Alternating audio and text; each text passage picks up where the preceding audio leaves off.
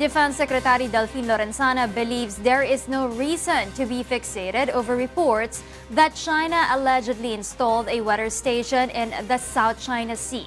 Queenie Balyon tells us why in this exclusive report.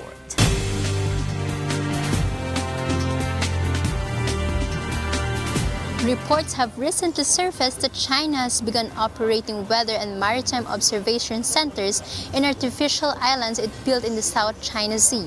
But Defense Secretary Lorenzana believes there is no reason to be fixated over this information. In an exclusive interview ahead of the formal opening of the 33rd ASEAN Summit in Singapore on Tuesday, Lorenzana told UNTV News that like China, the Philippines also has shipping vessels and air units patrolling in the area. Filipino fishermen are also present and benefiting from the marine resources in South China Sea as Chinese fishermen do. The Secretary explains that such weather facility is obviously needed for navigational safety purposes. Therefore, the Philippines would benefit from the facility should the report be verified as true. It is for safety purposes. Hopefully, makinabang din tayo dyan kung isi-share nila sa atin yung mga nakukuha nilang mga weather. I think it is advantageous to us in a way that they can also monitor our ships there. Nagtutulungan naman tayo. Tutulungan nila yung mga fishermen natin na na-stranded and vice versa siguro. Kung tayo naman makakita ng stranded na fishermen nila, we also help. So, let us not be so much concerned about their stations nila. However, Lorenzana clarifies that the only information they have on the alleged facility was a statement of Chinese Foreign Minister Wang Yi, who said they already launched a weather observation station in the disputed territory. The Secretary says the government is contemplating on establishing a weather facility in Palawan for the purpose of monitoring Philippine vessels in the area. Meanwhile, Lorenzana cannot be certain as to what particular point of focus will the ASEAN leaders be discussing regarding South China Sea. The defense official hopes, however, that the group will be able to come up with a reasonable solution on the conflicts in the area, ultimately for the benefit of the citizens in the region. It's not trusted into anything disadvantageous to us. Queenie Balyon, UNTV News and Rescue, Singapore. The 33rd ASEAN Summit and related meetings formally opens today. Meanwhile, President Rodrigo Duterte will reiterate principled positions on matters concerning the South China Sea during the ASEAN Summit. Merijo Maleriado will tell us why. The 33rd ASEAN Summit formally opened at 5:30 p.m. today at Suntec Convention Center in Singapore. President Rodrigo Duterte was present, together with the other 9 leaders of the ASEAN member states. A presentation by ASEAN Business Advisory Council to the head of states comes after. The chairman for the 33rd ASEAN Singapore Prime Minister Lee Hsien Loong also hosts a working dinner for his fellow leaders. Last for today's schedule is the ASEAN Summit plenary. Singapore Prime Minister Lee reiterates ASEAN's willingness to work with external partners to address current challenges. In an interdependent and interconnected world, ASEAN will work with our external partners to tackle these challenges. And we're determined to maintain an open and inclusive ASEAN-centric regional architecture. Meanwhile, President Duterte will push for the Philippines' position on matters concerning the South China Sea at the 33rd ASEAN Summit in Singapore. According to Malacanang's statement, the Philippine Chief Executive will reiterate our country's position on matters concerning the South China and transnational and transboundary issues such as terrorism, violent extremism, trafficking in persons, illicit drugs, and disaster risk reduction and management. Meanwhile, many ASEAN Plus One summits will take place tomorrow, Wednesday, particularly the ASEAN dialogues with China, Republic of Korea, Russia, and Japan. Also tomorrow will be the second summit of ASEAN leaders about the Free Trade Agreement through Regional Comprehensive Economic Partnership or RCEP. Bilateral meeting between President Duterte and other ASEAN member states leaders and dialogue partners are also expected to take place, together with a pull-aside meeting of President Duterte with the chairman of 2018 ASEAN in Singapore, Prime Minister Lee.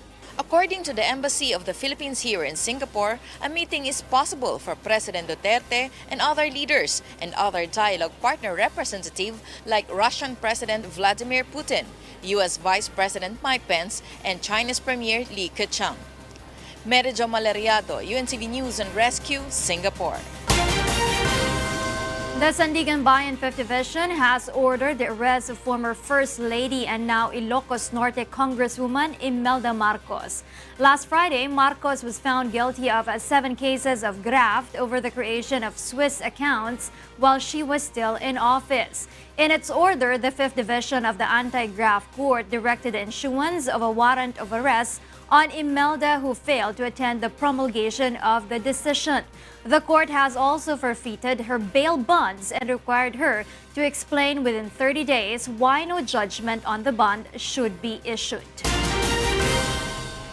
After former First Lady Imelda Marcos was convicted for graft charges, the Sandigan Bayan is also set to decide on another civil forfeiture case against the Marcoses. Mai Bermudez will tell us why. Amid the looming arrest of former First Lady Imelda Marcos following her conviction for 7 counts of graft, the anti-graft court is set to rule on another civil case against the Marcoses. Imelda and her children, Imee, Bongbong, and Irene, were named respondents in the 200 billion peso forfeiture case. Her in-laws were also originally charged but were dropped from the case. The Presidential Commission on Good Government submitted its memoranda or summary of arguments and evidence to the Anti-Graft Court's 4th Division. The 31-year-old case aims to recover 200 billion peso worth of alleged ill-gotten wealth on top of the 250 million pesos worth of money spent by the government in pursuing the case. In its complaint filed in 1987, PCGG insists the properties and funds used by the Marcoses do not match their salaries, incomes, and properties. This Friday, November 16, retired Justice Lolong Lazaro will represent Imelda as the court hears their motion to avail of post-conviction remedies, which include posting bail for her temporary liberty. Mai Bermudez, UNTV News and Rescue, Manila. Victims of human rights violations during the martial law era lauds the Sandigan Bayan's decision to convict former First Lady and now Ilocos Norte Representative Imelda Marcos on 7 counts of graft. Individuals who are pro and anti-Marcos, meanwhile, have expressed different reactions on a Marcos conviction and her looming arrest. J.L. Asayo tells us why. Donnie de la Fuente and Carlos Salvador could never forget the pain and sufferings they endured when the Philippines was placed under the military rule in September 21, 1972. Many critics of the administration of former President Ferdinand Marcos were said to be arrested and subjected to torture during the martial law era. The Marcoses were then overthrown through the EDSA People Power in 1986, and the late Corazon Aquino, the widow of murdered former Senator Ninoy Aquino, became the president of the country. Her administration, founded in February 28, 1986, the Presidential Commission on Good Government, tasked to run after and recover the wealth allegedly plundered by the Marcos family and their cronies from public coffers. The PCGG was able to recover some of the money and assets from the Marcoses in the past years, and just last Friday, the Sandigan Bayan found former First Lady Imelda Marcos guilty in 7 counts of graft for using her cabinet position to maintain Swiss bank accounts during her husband's 21-year rule. De la Fuente and Salvador were elated with the court's decision.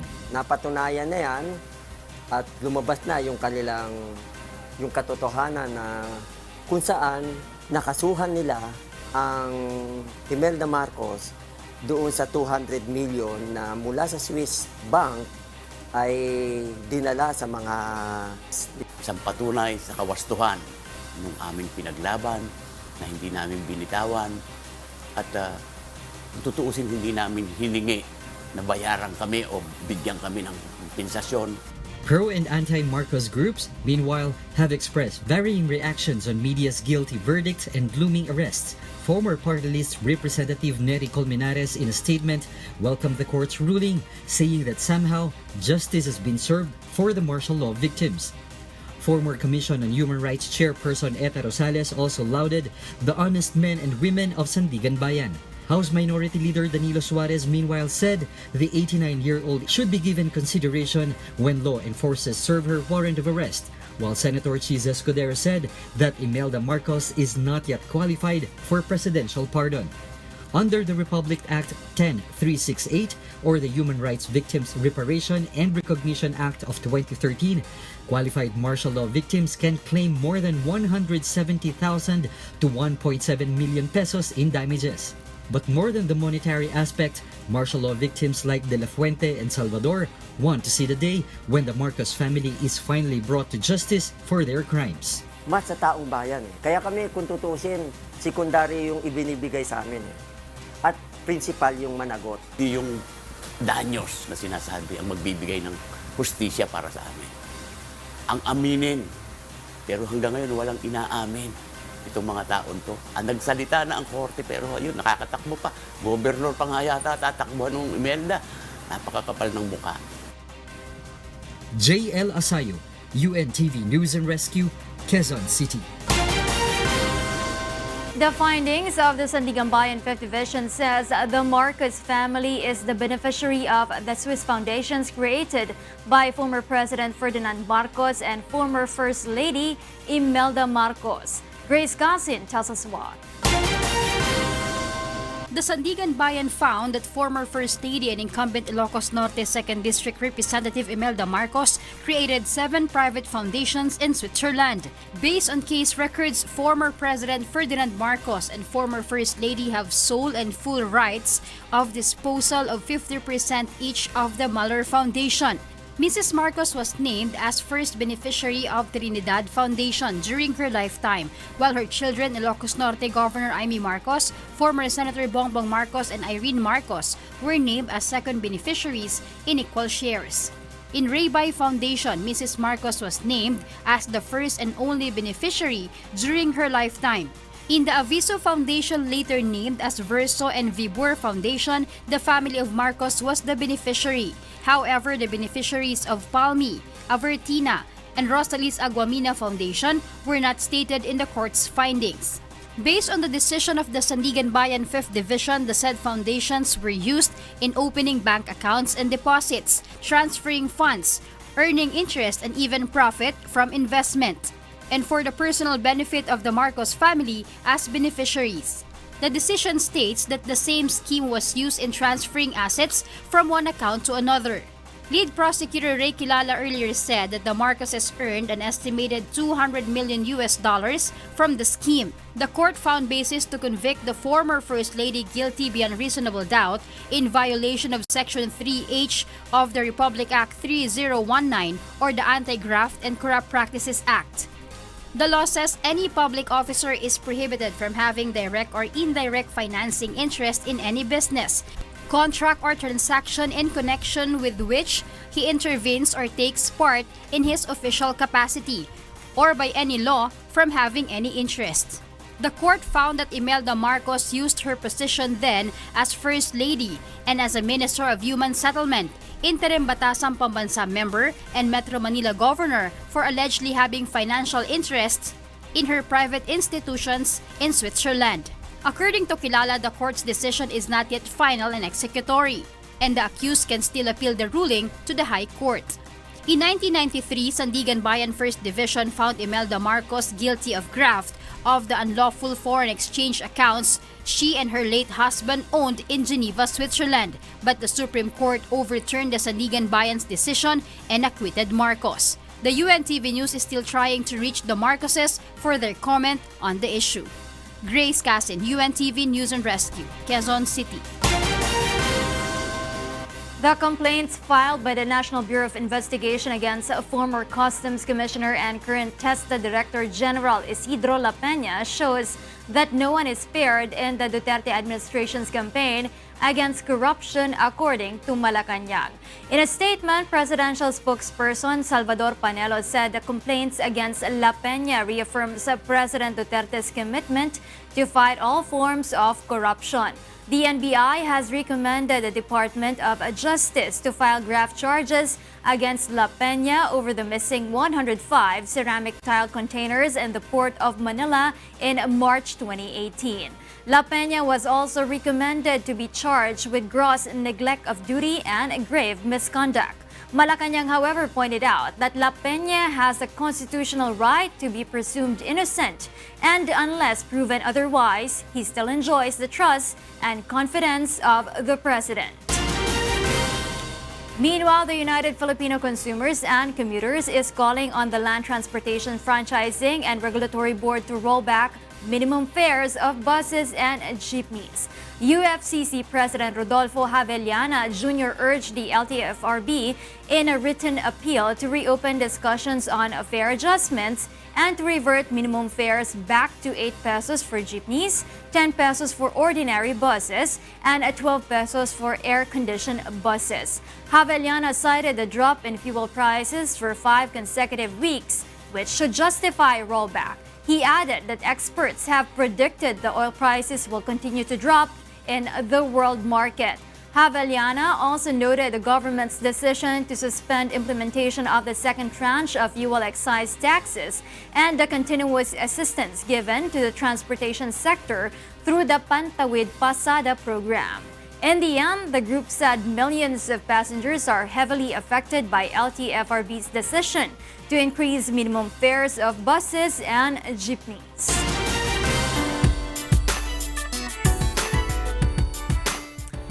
First-time competition judges lauds the concept of a Song of Praise songwriting competition. Leslie Longbowen tells us why.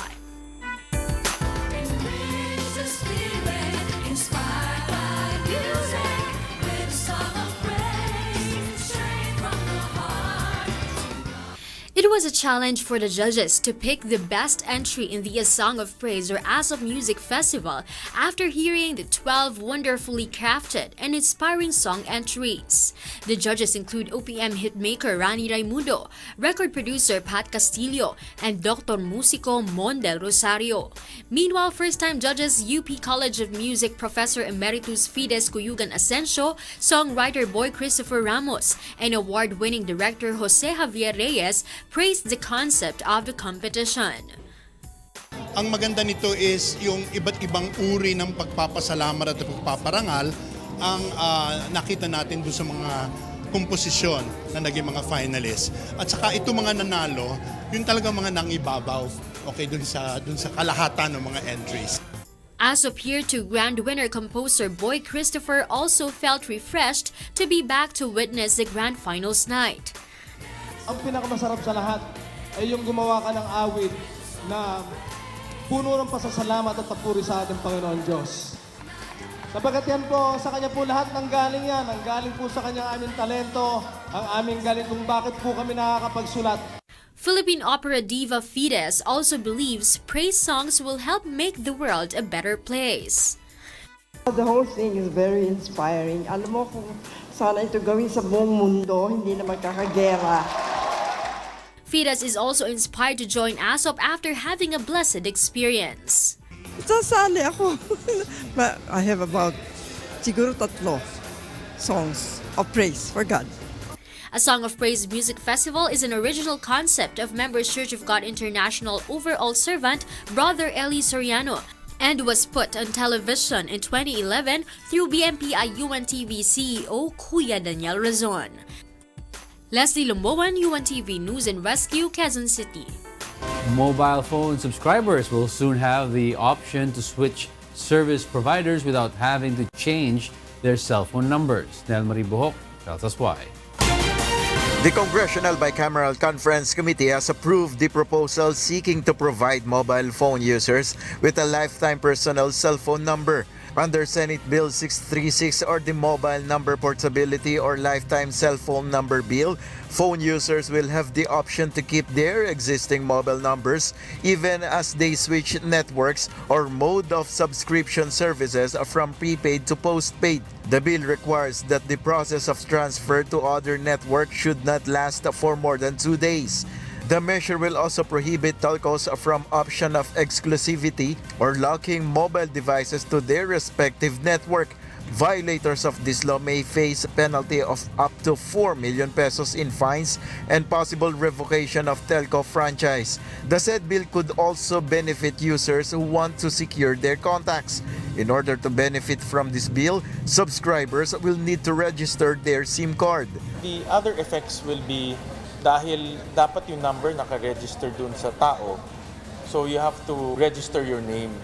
So with that, it will also somehow improve the security aspect because ngayon malalaman na natin kung sino ang may-ari ng phone number na yun.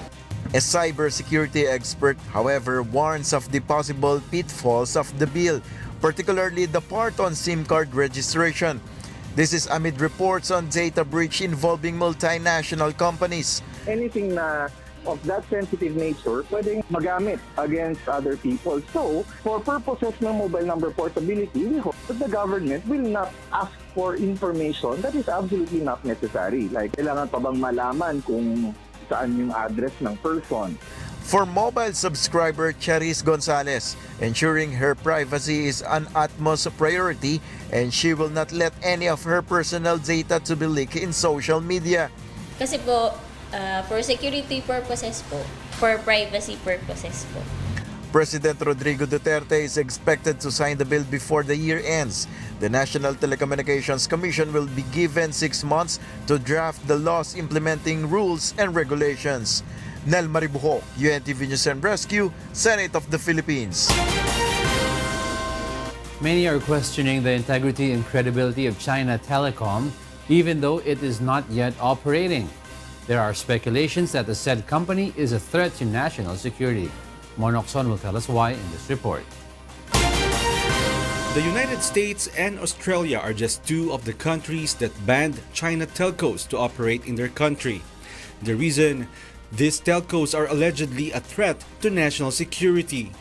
Recently, Ms. Latel, a consortium of Udena Corporation of Davao businessman Dennis Uy, and China Telecom was declared as a provisional new major player. Ms. Latel made a commitment to provide good service to the Filipino people. But the question is, what should be given greater consideration?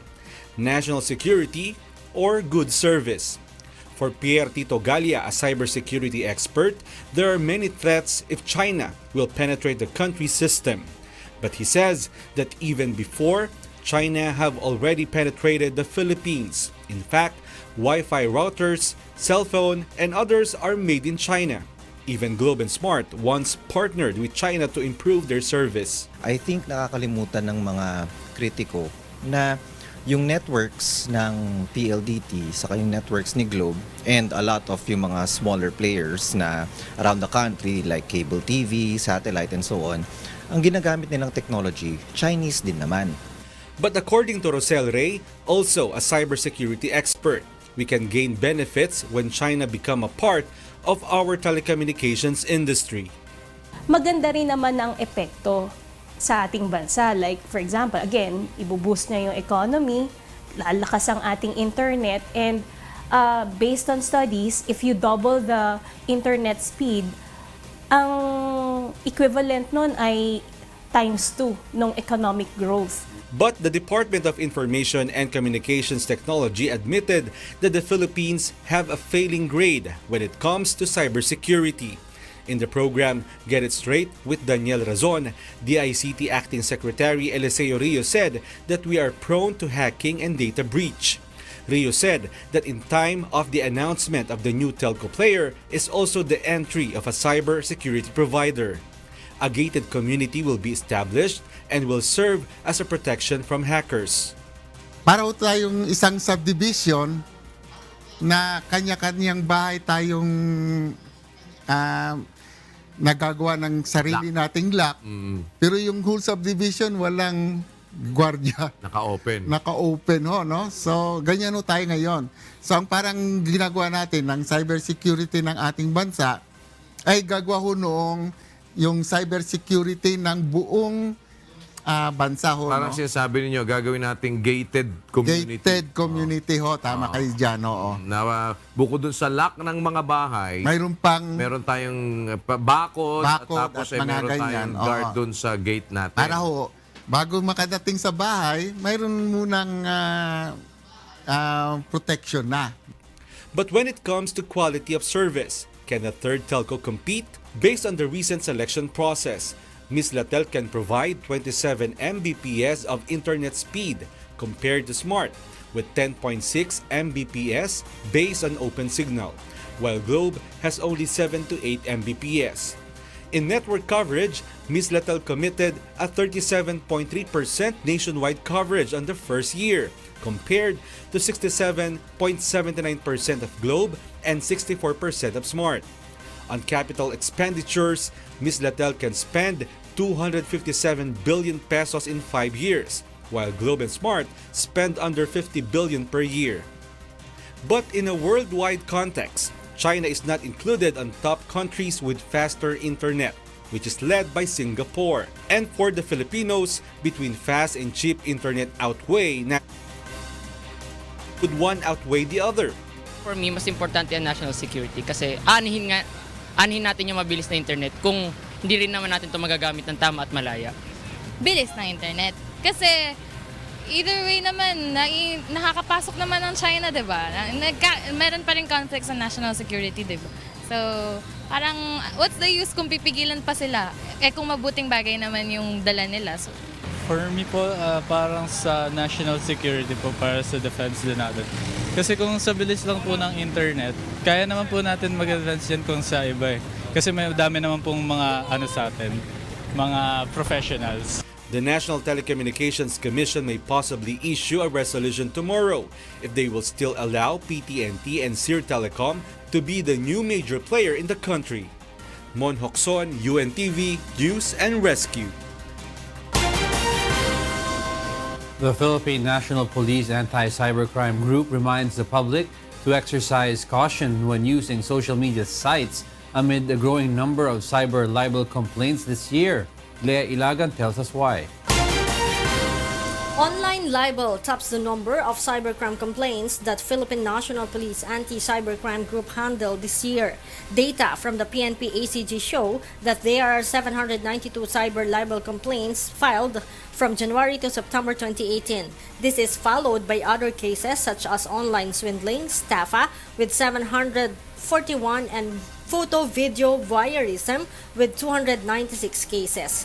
According to PNP-ACG spokesperson, Senior Inspector Artemio Cinco Jr., online libel complaints mostly make use of Facebook, Twitter, Instagram, and other social media sites. A social media post can be considered libelous when a defamatory remark is accompanied with a photo and name of a person. In the Implementing Rules and Regulation of Republic Act 10175, otherwise known as the Cybercrime Prevention Act of 2012, cyber libel is an act of defamation committed through a computer or other similar devices. It is punishable with imprisonment or a fine up to the maximum amount determined by court. Yung traditional na libel na nakukulong ng 6 na buwan hanggang 6 na taon, kapag ikaw ay napatunayan na may pagkakasala, ikaw ay maaaring makulong ng 6 na taon, 1 araw hanggang 12 taon. Ang piyansa po nito ay magdedepende kung paano idedetermina ang bigat ng mga ebidensya laban sa iyo. Ang regular na piyansa ng ganitong klase ng krimen ay umaabot ng 20,000 o 20,000 hanggang 200,000.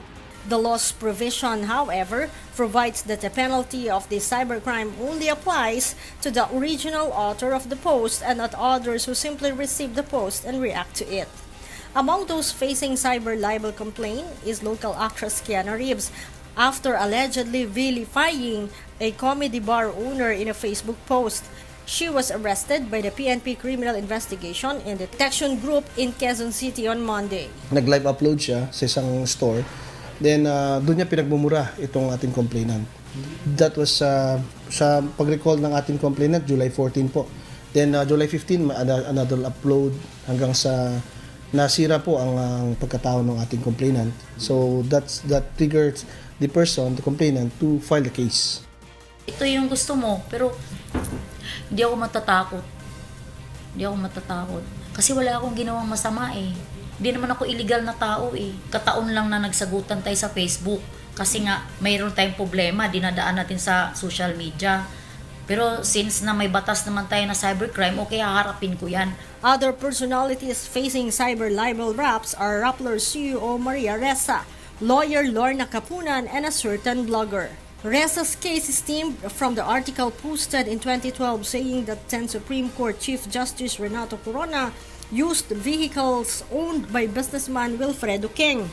Kapunan's case was filed by UST Law Dean Nilo Divina in relation to the case of hazing victim Horacio Asio Castillo, while Senator Vicente Tito Soto filed a rap against a blogger who wrote about his alleged refusal to sign a resolution on extrajudicial killings.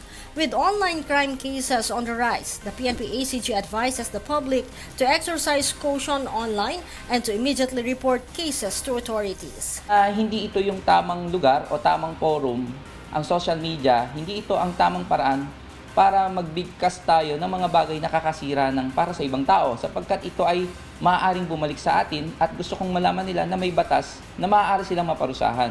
Leia Ilagan, UNTV, News and Rescue, Camp Crame. The military and police have assured that they will arrest National Democratic Front leaders Fidel Agcawili and Luis Halandoni within the bounds of the law after the two expressed interest to visit the country to meet with President Rodrigo Duterte. Leia Ilagan tells us why. The Philippine National Police and the Armed Forces of the Philippines have raised the possibility of arresting National Democratic Front Chief Peace Negotiator Fidel Agcawili and Senior Advisor Luis Halandoni once they step foot into the country. The two have recently expressed their plan to travel to the country next month to meet with President Rodrigo Duterte in hopes of bringing back the government and the Communist Party of the Philippines into the peace negotiating table. The military said in a statement that Agcawili and Halandoni will be arrested if they have existing warrants of arrest, stressing that this will be done within the bounds of the law. The AFP also said that the arrest should be conducted by law enforcement agencies such as the PNP. On Monday, PNP Director General Oscar Albayalde told media that the military will oversee preparations in terms of Agcawili and Halandoni's visit. Albayalde also said they will be served pending arrest warrants issued by court as instructed. He, however, said they have yet to receive coordination from the AFP or the Office of the President. Hindi ako that privy doon sa kung talagang meron sila. But then kung meron sila, ay kung papaserve sa atin yung warrant, isa-serve natin yung warrant. Kasi as of this time, walang coordination yung ginawa sa amin, whether the Office of the President or probably the Armed Forces of the Philippines.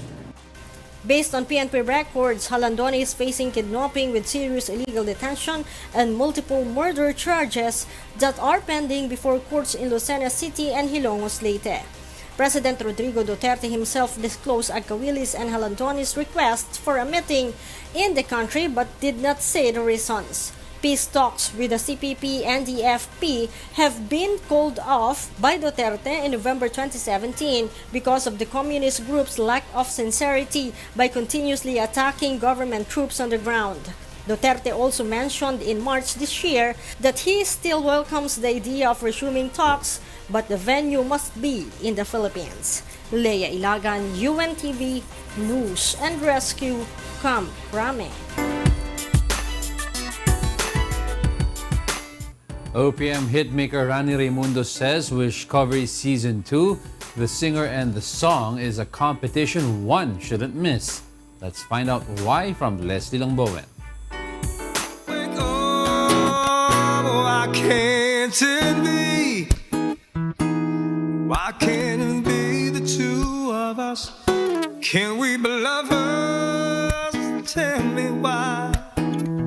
Only friends. As he continues to popularize songs, singer-songwriter Rani Raimundo is also ready to develop a new OPM artist. In the second season of Wishcovery, the singer and the song, Total Music Man Rani is set to wishcover the singing gems of Northern Luzon and find the perfect young singer to sing his new composition. Originality. I'm looking for an original artist. Now, I'm not gonna make a clone of myself. Dito I intend to bring out who they really are. I'll help them find who they are. Rani assures his camp is composed of spirited and competitive wishcoveries. Oh, yeah, from my camp, you're not going to expect anything good. That I assure you, because you'll expect the best. Rani is very excited and warmly invites everyone to watch the new season of Wishcovery, which will air on Wish 1075 YouTube channel this November 19. That they'll be watching something very special, the biggest thing that will happen in the music industry, because this will revolutionize original Filipino music. Filipinas of the world, watch out for Team Rani. Leslie Longboan, UNTV News and Rescue, Philippines.